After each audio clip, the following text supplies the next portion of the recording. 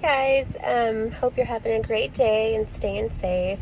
This is going to be, I guess maybe like a second part, just a continuation of my last video. My last video I was just talking about the procedure, the tubal reversal procedure that I went through, and I kind of stopped just letting y'all know just kind of around the time frame that I was like feeling better after the procedure. So just to continue, so once I was starting to feel better, me and my husband thought that it was, to be a good time to maybe start, just trying to conceive. So I did go ahead and I asked my doctor, and it had been like 2 weeks, since 2 or 3 weeks since I had my surgery done. And so I asked the doctor if she thought it would be okay if we started trying, just kind of, giving us a time frame. And to my surprise, she said that it was okay to start as long as I was feeling up to it.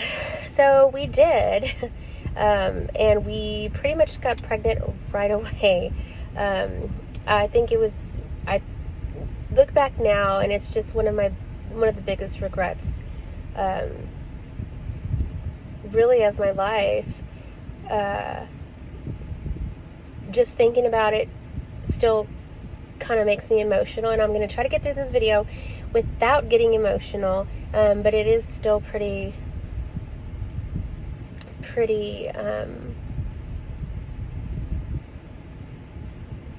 it's still pretty fresh with me, even though it's been a little while, but it gets to me still, and I'll get into that later. So we went ahead and started, and we got pregnant right away.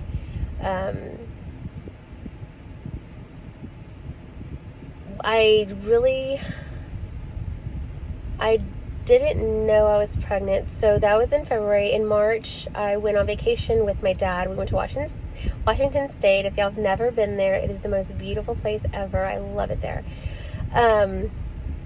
So I was there. My husband didn't go with me. It was just me and my dad. And I never, like in my previous pregnancies, I had never gotten sick. I'd never felt like morning sickness, just nothing like that. And so, and I love eggs, and my grandma had made eggs, and so we were sitting there eating breakfast, and she made eggs.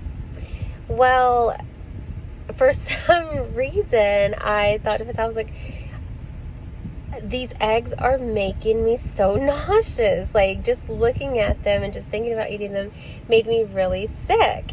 And I did not even think about being pregnant. My dad just looked at me and he asked, he's like, Amy, are you pregnant?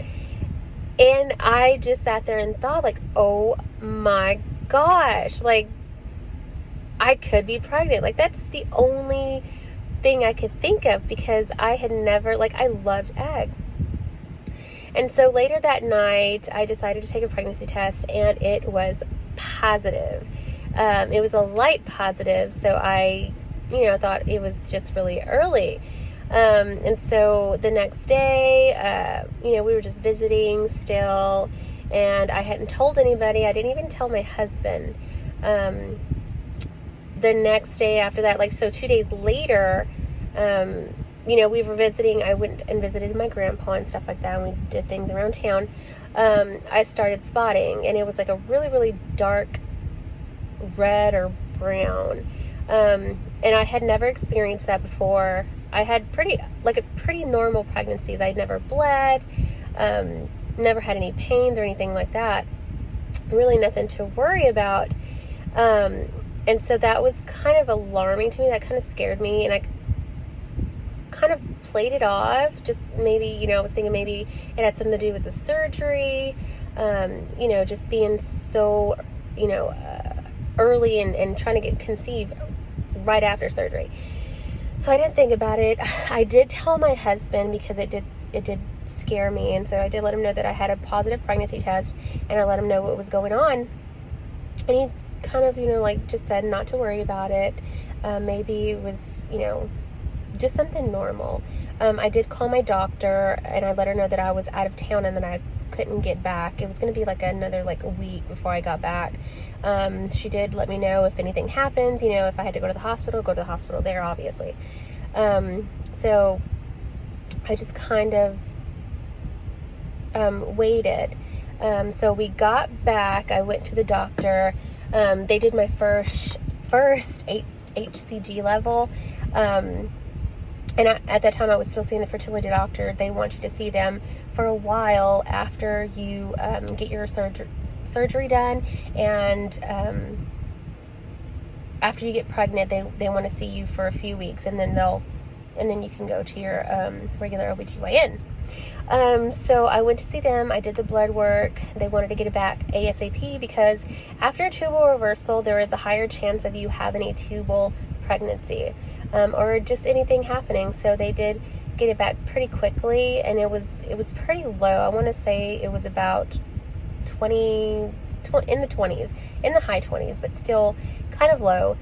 So we wanted to watch it. I went back in like 2 or 3 days. We did it again, and we kind of figured that it wouldn't be as high as, you know, we wanted it to be. It did not double the way they wanted it to. So we didn't do anything, you know, right off the bat. We just kind of let it go. Maybe it was just not rising, you know, the way it should, but it was still okay. So, you know, I went home. I was supposed to go back 2 or 3 days. Well, I started to have really bad pain. I called my doctor, let her know where the pain was. She wanted me to get an ASAP. We did another HCG level, and it still wasn't rising the same. She wanted me to go in as soon as possible to get a scan. We did the scan. There was nothing on that we could see at the time, nothing that we could see on the scan, no sac, no anything. She did want to, you know, just in case we just couldn't see it at the time, she wanted to let it go a little bit further. I believe she let me go to about 9 or 10 weeks before we did anything. But back to the story. So I went home. She let me know what to watch out for: bleeding, extreme pain to where you're vomiting, and it did get to that point. The pain from the tubal pregnancy was excruciating. It stopped me in my tracks whenever, I guess, whenever the pregnancy is in your tube is only so big. It's like super small, and so as the baby's growing, it's trying to stretch out, and your tubes just don't stretch out like that. So every time I was doing that, it was kind of like maybe releasing like blood or just whatever into my uterus, and it would hurt so bad whenever that happened. It got to the point where it was making me so sick. I don't know if you've ever felt pain that just made you want to vomit. Well, that's what it was like. It was so bad. And at that moment, I just knew that something was wrong.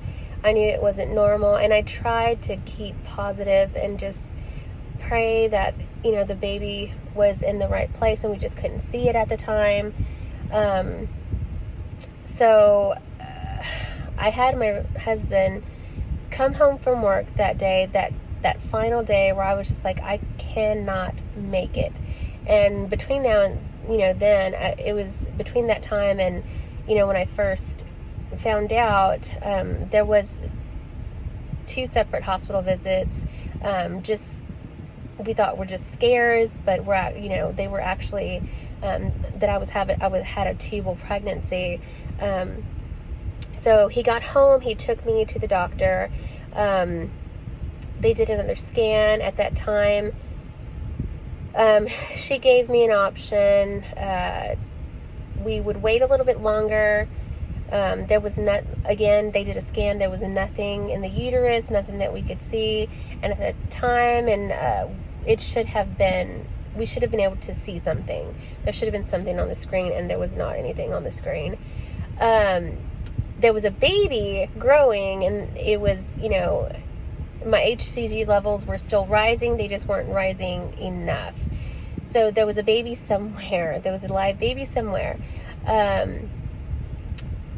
So she gave me the option of a Methotrexate shot, which ultimately terminates a pregnancy. It was a very difficult decision for me, just knowing that there was a baby somewhere in my body that was still alive to me, and that I would be terminating that pregnancy. And I know that it was for my safety, but it was still just very difficult to have to make that decision. And my husband was as supportive as he can be, but it is my body, and I did have to make that decision. So I did do the Methotrexate shot. The Methotrexate shot, they have to deliver it in a fatty area, so it was in my butt. After that, you have to stay out of the sun. For some reason, I'm not sure why, it made me kind of tired. There's just other side effects to that shot. It's a very serious shot. And so what I went through after that was basically like a miscarriage. You see things in your, I guess whatever comes out, you do see, just like you're having a miscarriage, which is pretty scary. For me, it was very scary, and it was very painful. I'm glad that I was able to do it that way, and everything was able to to empty out, and I didn't have to do anything further.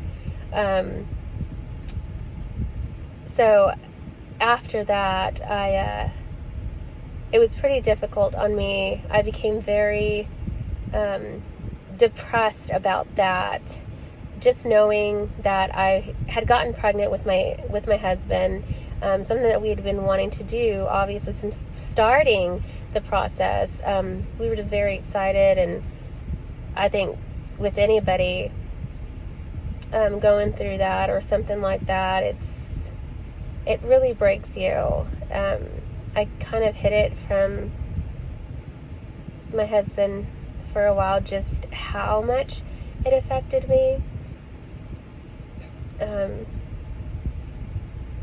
Sorry.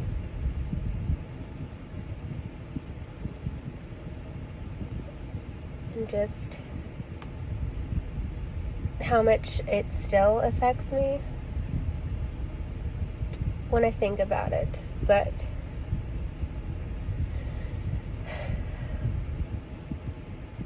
I try not to.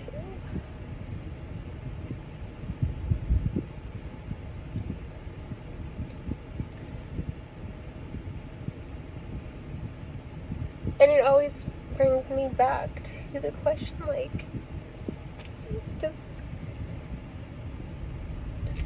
what was it, And I always asked him, do you think it was our son? Do you think it was our daughter? You just always wonder what if, what, but you can't keep asking those questions, and he always reminds me, because sometimes I do bring it up. And I know a lot of people, it's a lot easier for them, maybe, because it was so early, but you become attached as soon as you find out, as soon as you see that line.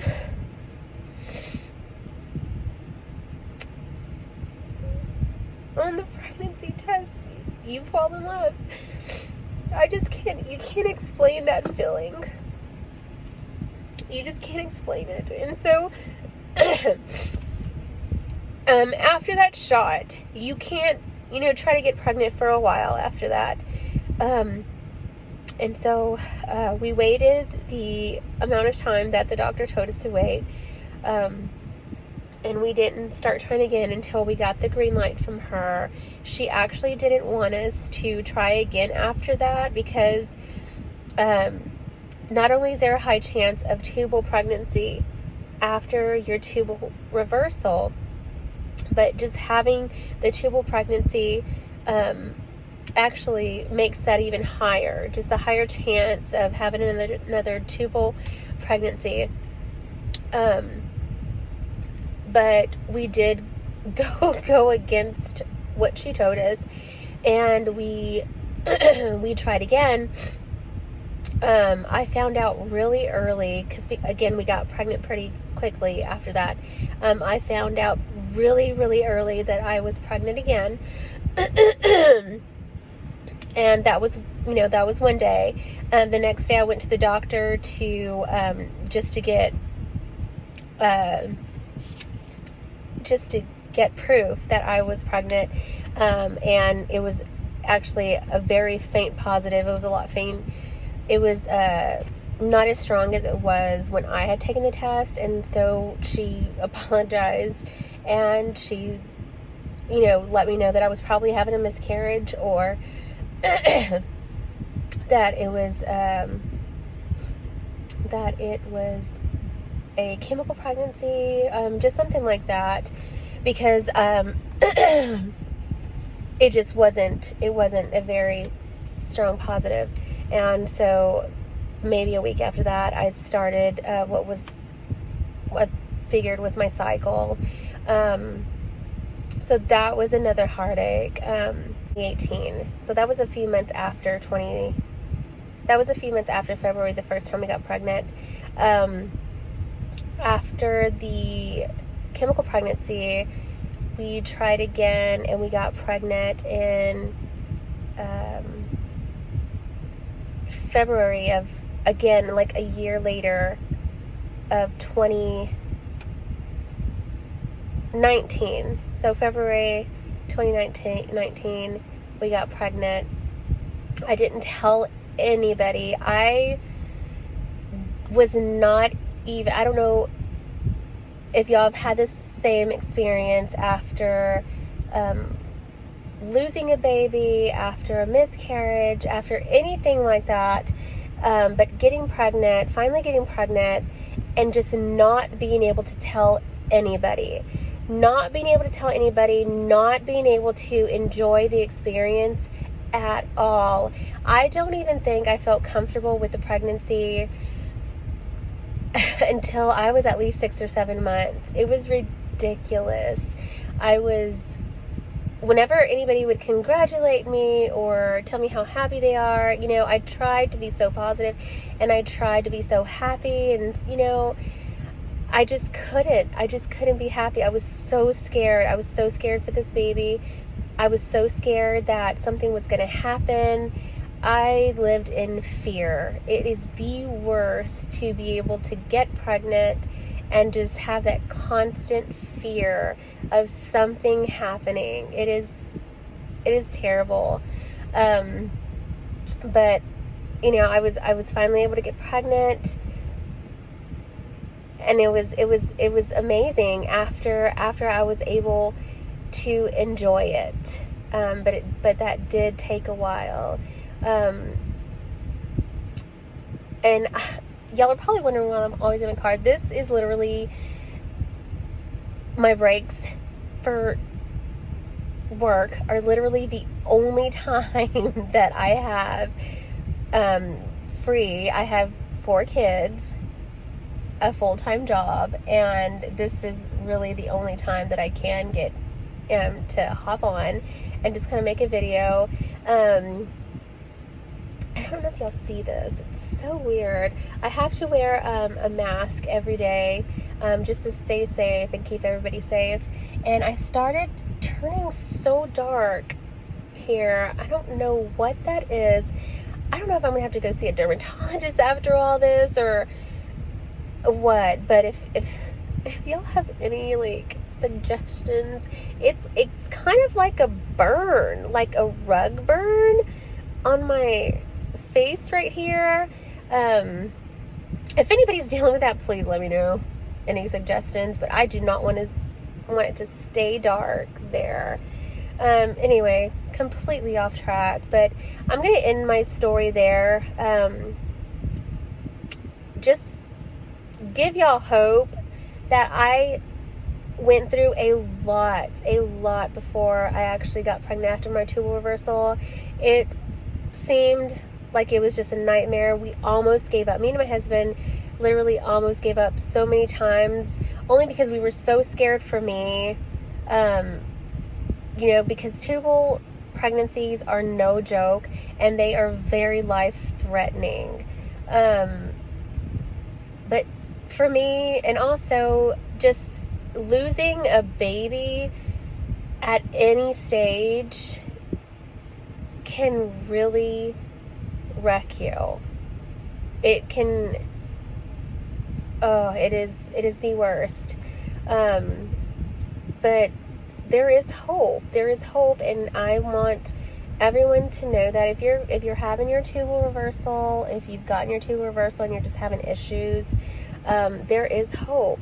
And if you have any questions, if you want to ask anything, just ask me. If you want to know about something, if I can help you, just ask me.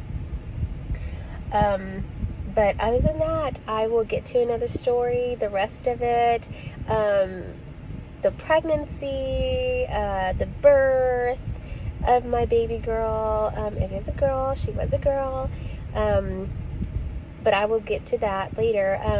Also, don't forget to subscribe and like. And also, please share.